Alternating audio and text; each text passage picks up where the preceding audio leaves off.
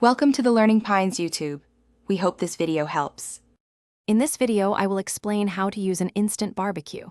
First, find a safe, flat, and non-flammable surface for your grill. This is crucial for preventing accidents. Next, carefully unwrap your instant barbecue from its packaging. Make sure the unit is stable and positioned at least 2 feet away from anything that could catch fire, like dry grass or tents. This simple preparation ensures a safe and enjoyable grilling experience for everyone. Now, let's get that barbecue lit.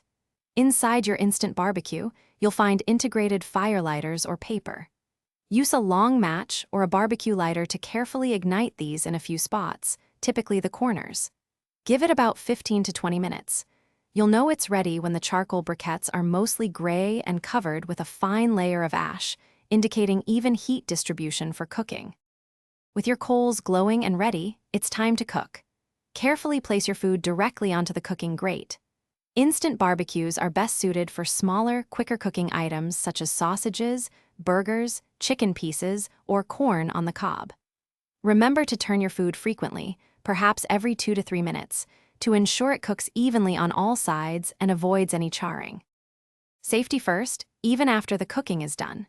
It's absolutely critical to let your instant barbecue cool down completely. This can take several hours, so be patient. If you're at all unsure, thoroughly douse the entire unit with plenty of water to extinguish any lingering embers. Once it's completely cold to the touch, dispose of the unit responsibly in a non-combustible waste bin. Thanks for watching. Consider subscribing if we helped you.